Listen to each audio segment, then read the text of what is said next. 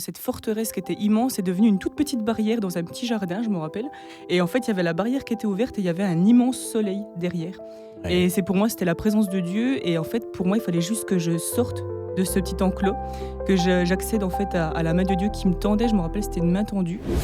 Bonjour à tous, je suis aujourd'hui avec Christelle. Merci d'avoir accepté mon invitation. Merci Denis de m'avoir proposé. C'est un grand plaisir d'être ici. Plaisir partagé. Alors, je ne te connaissais pas jusqu'à ce que je te trouve pour une première fois en mode pique-nique casse-croûte entre deux animations au micro. C'est cool, Radio Méga. Et que retires-tu de ton passage ici ? Pas mal, oui. C'est vrai que j'aime bien mon petit déjeuner. Alors maintenant, je le fais plus parce que du coup, je suis à la maison pour faire mes voice tracks, donc c'est côté quand même confortable. Après, ce que je retire de mon passage ici, eh bien, en fait, alors pour ceux qui ne me connaissent pas, je suis la voice trackeuse de 17-18 heures. Je lis aussi la lecture quotidienne du livre Alfred Kuhn, les 366 histoires vraies. Et puis du coup, c'est un grand plaisir que je fais de faire tous ces petits projets à la radio. On peut dire que les voice tracks, c'est les animations à l'antenne. Hein ? Exactement. Parce que c'est un mot barbare, ça, oui. Pour beaucoup de personnes. Tu as une activité professionnelle, il me semble intéressante, dans le sens où elle contribue à rendre plus beaux les gens. Alors certes, pour l'apparence seulement, mais quel plaisir trouves-tu à ce métier de... Alors, je ne sais pas le terme de nom. Esthéticienne. Esthéticienne, bah oui.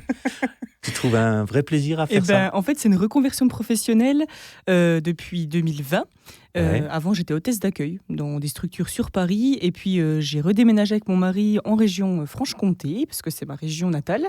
Et puis, esthéticienne, pourquoi ? Parce que j'aime en fait mettre en valeur l'estime des femmes, leur redonner confiance en elles et leur montrer qu'elles ont de la valeur au naturel et juste d'embellir ce qui est déjà là pour leur redonner confiance. C'est une bien belle intention. Alors j'ai lu, et c'est ma marotte en ce moment de chercher du sens à tout, que les parents qui choisissent des Christelle, Christophe, etc., recherchent un prénom à connotation religieuse ou lié à la foi chrétienne. Tes parents sont-ils chrétiens ou pas du tout ? Oui, tout à fait. Et il y a une petite anecdote sur Christelle, justement. C'est qu'à la base, ça ne devait pas être mon prénom. Je devais m'appeler Anaëlle. Et en fait, ma maman, à l'accouchement, avait dit le nom à une amie. Et l'amie lui a piqué le prénom à la naissance. Non. Et elle s'est dit, oh là là, zut, nous sommes dans la même église, pas possible, faut qu'on change de prénom. Et mon père, qui s'appelait Christian, du coup, elle a dit, puis Christ, donc Christ, Christian et Christelle. Voilà, c'est devenu Christelle. Bon, Christelle, tu connais le principe de cette émission, les gens les plus heureux sur Terre, dévoiler, mettre en lumière ce que Dieu peut faire dans une vie au travers de parcours de foi très individuels et uniques. Mm-hmm. C'est comme les flocons de neige, il n'y en a pas un pareil. Quel flocon de neige es-tu, lancé dans l'atmosphère par Dieu pour descendre sur la terre ? C'est beau ça, hein ? En quoi cette notion d'un Dieu proche aimant soucieux de l'humanité est devenue une réalité pour toi ? Oui.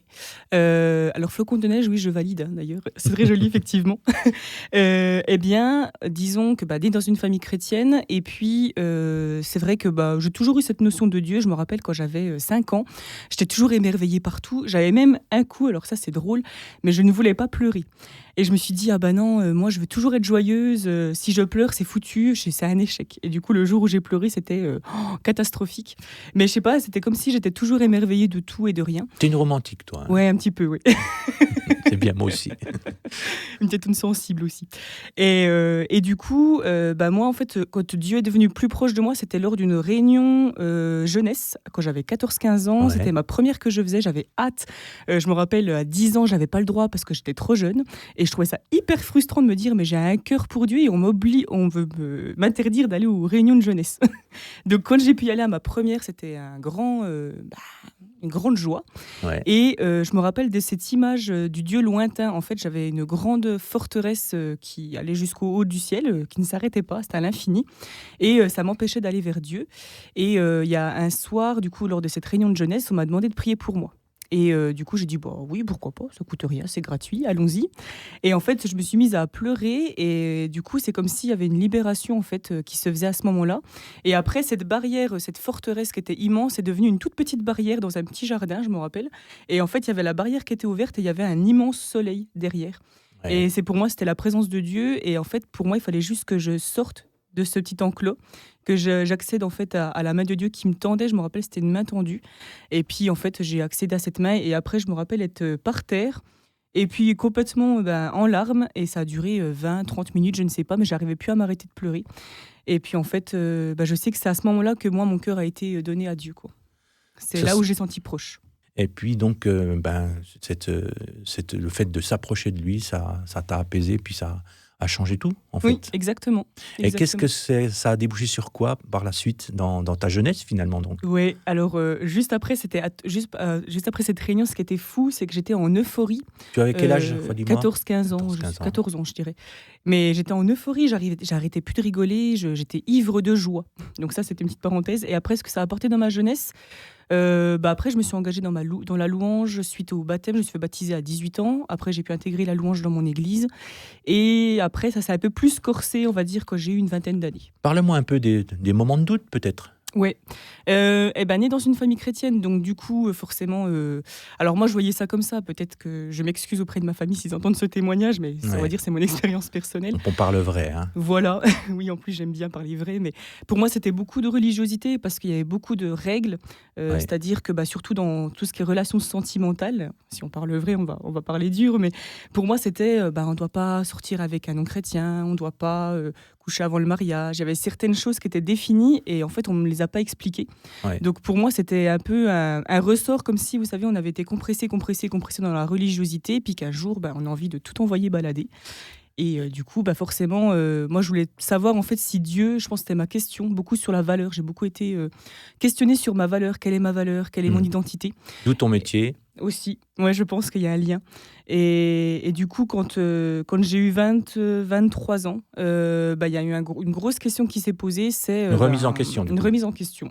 Est-ce que c'est vrai, tout ce qu'on m'a dit depuis que je suis petite? Est-ce que Dieu existe vraiment? Est-ce que si je fais une bêtise, il m'aimera toujours? Est-ce que si je vais à l'encontre de ce que mes parents ont dit, m'aimera-t-il toujours? C'était ma question, beaucoup sur ma valeur. Après, il y avait des bonnes choses. Quand tu parlais de coucher avant le mariage, c'est des choses qui ne sont pas négatives, non. Mais tu avais besoin d'explications, c'est ça? Exactement, oui. Et puis, en fait, je me disais, mes copines, elles le font, ou en fait, je voyais le monde qui faisait ça. Ce qui va à l'encontre de la mentalité. Exactement. Et puis je me disais, peut-être qu'il y a de meilleures choses dans ce monde que ce que m'offre la religiosité.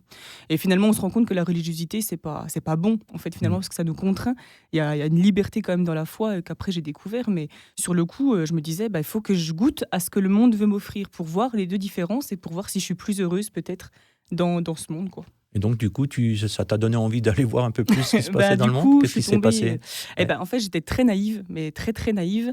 Ce qui m'a du coup coûté des conséquences quand même sur mes expériences. Et en fait, j'ai rencontré du coup un garçon qui avait 36 ans. Donc, vous imaginez, moi, j'en avais 23. Oui. Et du coup, il m'a dit tout ce que j'avais envie d'entendre. Je l'avais rencontré dans une salle de sport. Et puis finalement, je me suis amourachée de cet homme-là. Et puis une fois qu'il avait eu ce qu'il voulait, il m'a laissée. Donc ça a duré 3 mois. Une relation toxique, alors. Une relation très toxique parce que je découvre finalement 1 an après que c'était un pédophile.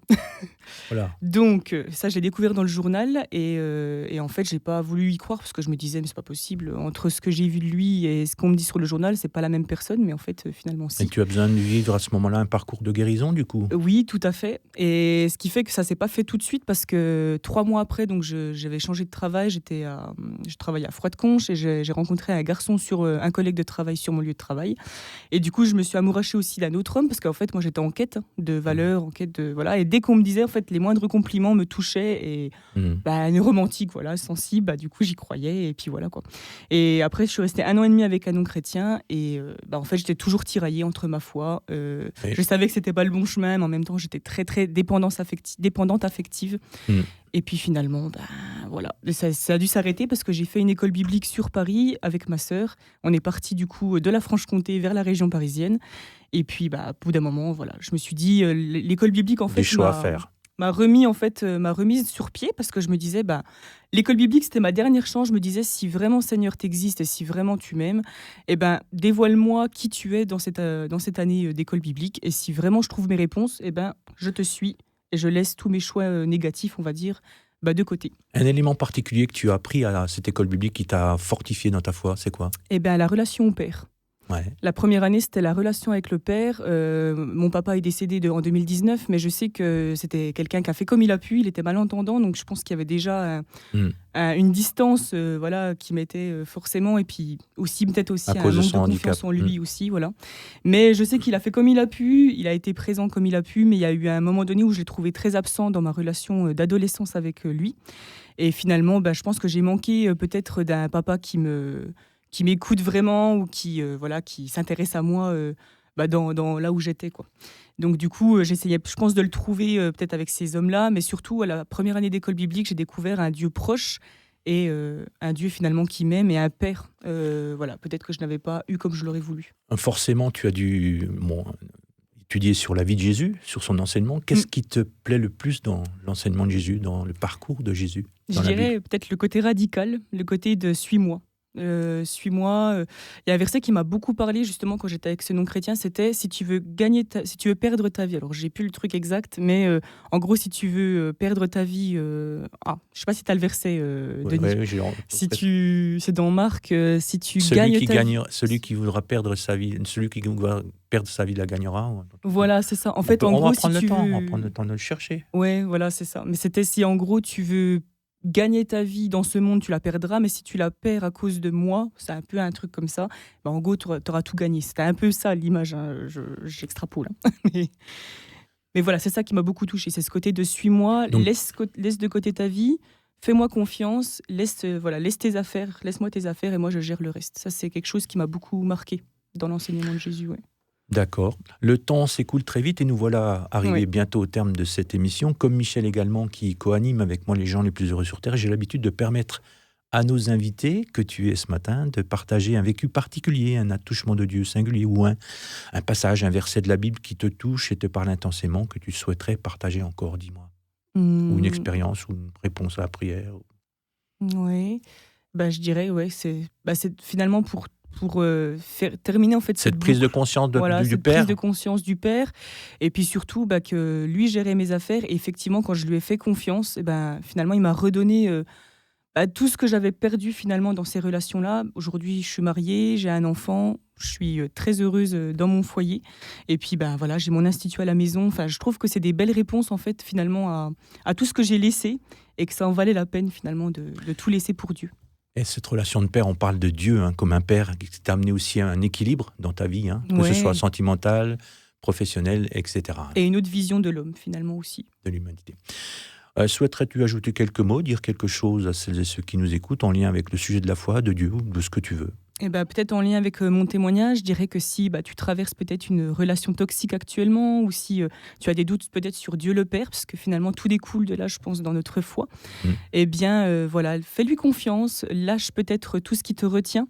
Peut-être tu es peut-être dépendant affectif ou dépendante affective, et sache que si tu laisses vraiment tout au pied de la croix, au pied de Dieu le Père, ou Dieu Jésus, ou le Saint-Esprit, c'est peut-être des mots un peu barbares, mais en tout cas au pied de la croix, un ami en tout cas, auprès de ton ami, en tout cas il te redonnera tout ce que tu n'as pas trouvé encore peut-être aujourd'hui, et c'est que pour du mieux.